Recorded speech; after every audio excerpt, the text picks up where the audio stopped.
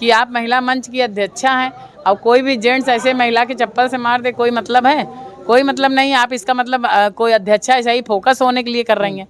भाई महिला मतलब महिला, अगर आप किसी महिला का अपमान देख रहे हैं तो आपको चुप नहीं बैठना। मित्रों, मेरी उपस्थिति इस समय प्रयागराज के हाई कोर्ट में है। मेरे सामने आप जिसे देख रहे हैं ये ज्योति मौर्य की लीगल एडवाइजर थी।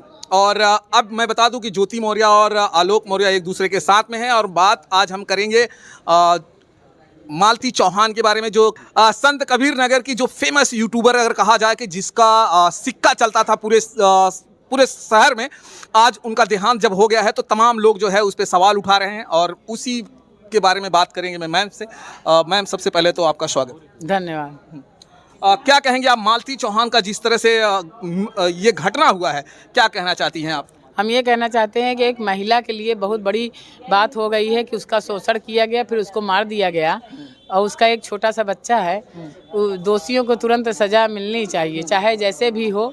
जो असली दोषी है उसको सज़ा मिलनी चाहिए। मैम, आप कह रही हैं मार दिया गया, अभी तो जो पोस्टमार्टम रिपोर्ट आया उसमें तो ये कहा गया कि उनका दम घुटने से मृत्यु हुई है। दम घुटने से अपने से तो दम घुटा नहीं होगा, किसी ने दम घुटाया होगा। तो हो सकता है उन्होंने खुद सुसाइड अटेम्प्ट किया। वो खुद ही इतनी अच्छी थी कि वो अपने छोटे से बच्चे को छोड़ के मर थोड़ी जाएंगी। वो काम करती थी, पैसे की कमी नहीं थी, कमाती थी पैसा, उसको कोई प्रॉब्लम नहीं थी। प्रॉब्लम खाली पति से थी, जिसके लिए उन्होंने कहा भी कि अगर मुझे कुछ होता है तो मेरे पति जिम्मेदार। मालती चौहान ने बार बार आरोप लगाती रही। उनका कहना था कि राधिका नाम की एक लड़की है जो विष्णु की ज़िंदगी में आ गई है, जिसकी वजह से हमारा जो है जीवन उथल पुथल हो गया है।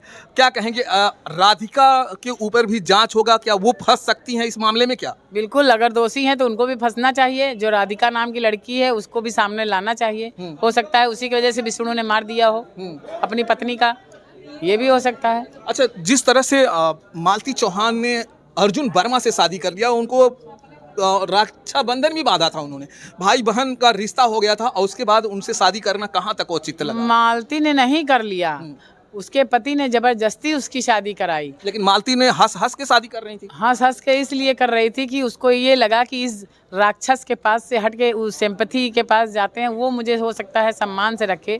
देखिए, अपनी जान दे के आदमी नहीं रहता। शान कहते हैं ना, सम्मान बहुत बड़ी चीज़ है। अब वो कमाती भी थी लेकिन सम्मान नहीं था पति की नज़रों में, तो उसको लगा होगा कि चलते हैं, वो हमारा सिंपैथी हमारा करते हैं तो हो सकता है वो मुझे सम्मान से रखें। तो 4 दिन में ऐसा क्या हो गया कि सोशल मीडिया पे आती हैं, वो बोलती नहीं मुझे रहना है तो विष्णु राज के साथ में रहना है। मेरे मांग में जो सिंदूर आप देख रहे हैं ये सिर्फ विष्णु राज का है, वो सिंदूर नहीं था, वो अबीर था, वो मैं उसको मैं शादी नहीं मानती हूँ। फिर ऐसा क्या हो गया 4 दिन? ये सब विष्णु की षड्यंत्र है, विष्णु का ही षड्यंत्र है और किसी का नहीं। विष्णु की पूरी षड्यंत्र, पूरी षड्यंत्र। अच्छा, इस मामले में जोर शोर से आती हैं गोरखपुरिया भौजी। तमाम मीडिया वाले भी उनसे सवाल करते हैं और वो मीडिया के ऊपर भी कहा जाए तो गुस्सा करती हैं। मीडिया का काम होता है सवाल पूछना, उनका काम होता है जवाब देना, लेकिन वो जवाब से भागती रहीं और इसे लेकर कहा जाए कि उत्तर प्रदेश से लेकर बिहार तक इसे टारगेट किया गया। क्या कहना चाहती हूँ? हम ये कहेंगे कि बिहार में हम लोग, जो उत्तर प्रदेश के लोग हैं, बिहार में हम लोग कभी उधर मुँह नहीं करते। बिहार वाले लोगों को हमेशा कहा जाता है बहुत फर्जी आदमी होते हैं, वहाँ की तरफ हम लोग शादी ब्याह भी नहीं करना चाहते। तो इसलिए बिहारी लोगों के बारे में हम क्या बताएं, कभी हमारा उनसे वास्ता नहीं रहा।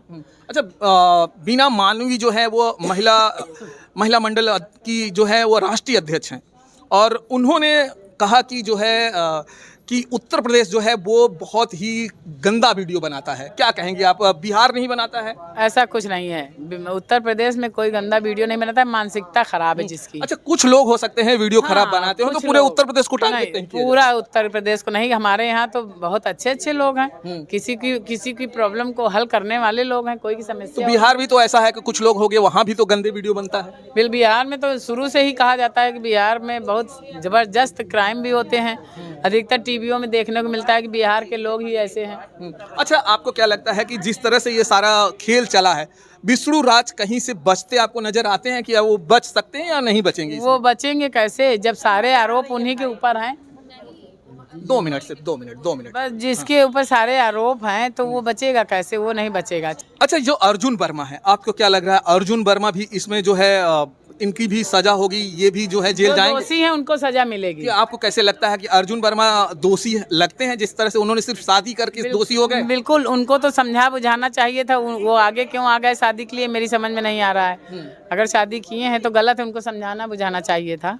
अच्छा, एक और सवाल है उनके परिवार के लोग, जो मालती के पिताजी हैं। मालती ने पहले भी बात करती रही उन्होंने वीडियो में कि मेरे पिता मेरे मायके वाले अच्छे काम नहीं कर रहे हैं, लेकिन जैसे ही वो मरती हैं उन्होंने आरोप लगा दिया कि हमारी बेटी को दहेज के लिए मारा गया।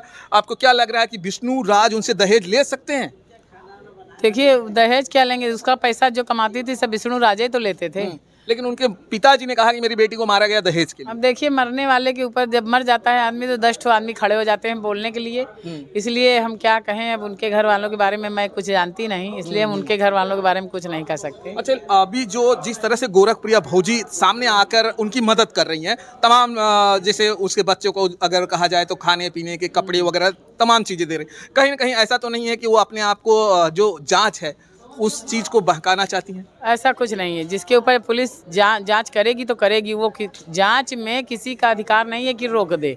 जब पुलिस अगर जांच करना ही चाहेगी तो चाहे गोरखपुरिया भौजी हो, चाहे अर्जुन हो, चाहे तीसरा कोई हो, सबकी जांच होगी भाई। अच्छा, एक और सवाल था। समीर चौधरी बिहार से थे, वो आते हैं गोरखपुरिया भौजी के ऊपर चप्पल से मारते हैं। क्या आपको लगता है चप्पल से मार देना औरत के चेहरे पर, क्या आपको लगता है सही काम है? यही कहना है, जो मीणा मैडम है वो बगल में बैठाल के उससे अपशब्द अगर वो बोल रहा है तो अगर आप मंच की अध्यक्षा कर रही हैं तो आपको तुरंत एक्शन लेना चाहिए कि किसी महिला को आप चप्पल से मार नहीं सकते, ना ऐसे अपशब्द का प्रयोग कर सकते हैं। तो सबसे बड़ी गलती तो इन्हीं की है कि आप महिला मंच की अध्यक्षा हैं और कोई भी जेंट्स ऐसे महिला के चप्पल से मार दे, कोई मतलब है? कोई मतलब नहीं। आप इसका मतलब कोई अध्यक्षा ऐसा ही फोकस होने के लिए कर रही हैं। भाई, महिला मतलब महिला। अगर आप किसी महिला का अपमान देख रहे हैं तो आपको चुप नहीं बैठना है, आपको महिला के लिए बोलना चाहिए। वो बोल रहा था, कहना चाहिए आप बैठे तो हो, लेकिन ऐसे आप शब्दों का प्रयोग ना करो महिला के लिए। ये नहीं कहा उन्होंने एक उसमें हाँ में हाँ भरा कि आप इनकी जो है समीर की दृष्टि से शायद वो सही था, इन्होंने किया तो वो अच्छा किया। हाँ, तो ये सब गलत चीजें हैं भाई, ऐसा नहीं करना चाहिए। तो इस तरह से नहीं करना चाहिए। अगर विरोध करना है तो क्या वो विरोध कर सकते हैं? कौन? जैसे गोरखप्रिया भौजी की विरोध अगर समीर को करना था तो जुबान से कर सकते थे। जुबान से कर सकते थे, अब शब्द नहीं करना चाहिए। ये तो बहुत ज़्यादा शर्मनाक बात है कि महिलाओं का जहाँ सम्मान करना चाहिए, कैसी भी महिला हो, आदमी महिला को सम्मान देता ही है, ऐसे में वो इस तरह की हरकत करेंगे। ये अम्बेडकर नगर की जो एक श्रीतिमा जो है वो उनके ऊपर भी आपने सवाल उठाया, तो वो भी वहाँ से कह रही हैं कि आप लोगों ने सही नहीं किया। जो उन्होंने कह दिया था कि पुलिस विभाग की वो जो है पत्नी है। हाँ, तो हम ये कहेंगे कि आप अपने पति का नाम लीजिए ना, कि मेरे पति पुलिस में हैं, वो उनकी मैं पत्नी हूँ, पुलिस वालों की पत्नी हूँ। ये कहने का क्या मतलब? पूरे पुलिस वालों की पत्नी बनना। कि कभी कभी होता है कि गलती इंसान से हो जाता है। एक बार अगर मुंह से निकल गया तीर कमान से तो होएगा खत्म, फिर तब उनका स्टैंडर्ड कहाँ रह गया? पत्नियां वो कई बन गई, कई वो पुलिस वालों की पत्नी बन गई ना। अब सवाल अगला है, बस हमारा लास्ट सवाल है। अब मुझे ये बता दीजिए कि जो विष्णु राज हैं, क्या उनकी जमानत कितने दिनों के बाद ही हो पाएगी? सुनिए, मेरा चले तो हम उनकी जमानत होने न देंगे। हाँ, जमानत नहीं देना है बस। थैंक यू बाबा। तो चलिए दोस्तों, मैं बता दूं कि मेरे साथ में जुड़ी हुई थी ज्योति मौर्य की लीगल एडवाइजर सरिता मैडम, और ये जो है इनका कहना है कि अगर मेरा चले तो मैं विष्णु राज को कभी भी जो है जमानत ना दिलाऊं और वो हमेशा जेल में रहें। तो चलिए, आपका जो कमेंट है ज़रूर बताइएगा। फिर मिलेंगे दोस्तों हम आपको किसी और वीडियो में। जय हिंद, जय भारत।